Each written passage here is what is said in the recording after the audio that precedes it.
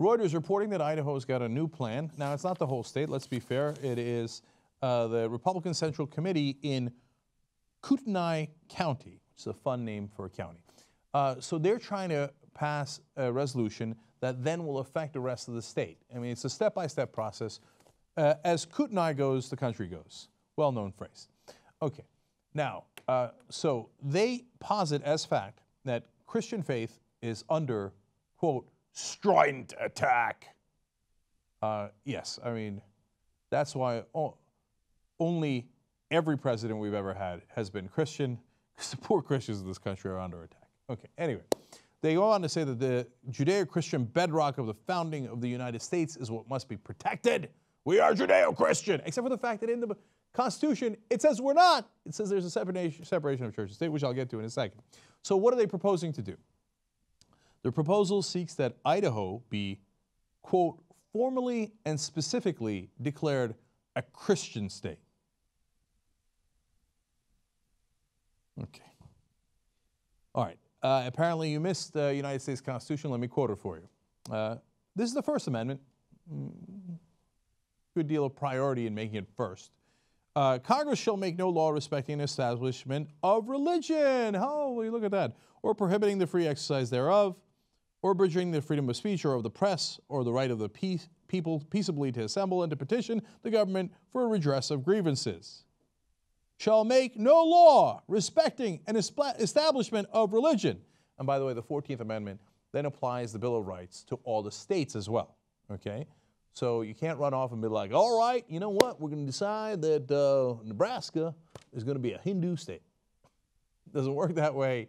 See, they thought this through. Do you know that America is the first country in the world to be secular, to actually write that we are not a state run by any religion? Now, there are states like that to this day.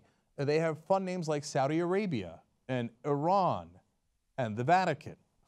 We are in the opposite camp, where we say, hey, all of our religions get along, and we're not run by any particular religion. We're run by a republic, a democracy that, you know, where we vote.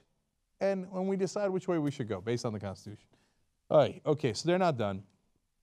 The issue has sparked debate within the Republican stronghold of northern Idaho, once known for harboring leaders of the so-called Christian identity or white supremacist movement, such as the late Aryan Nations founder Richard Butler.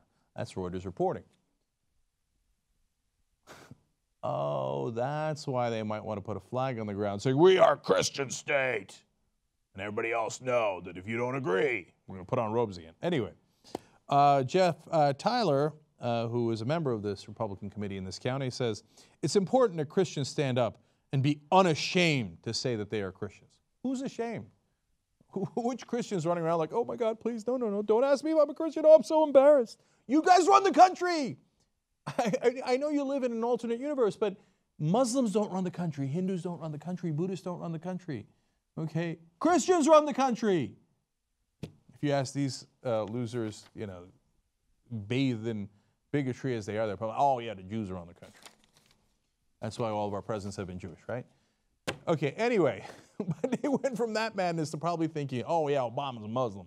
And then they gave him a southern accent there in Idaho. All right, so finally, Jeff Tyler one more time says, we're a Christian community in a Christian state, and the Republican Party is a Christian party.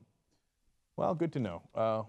So all the people in the country that are not Christians, you know the Republican Party is not welcoming of you.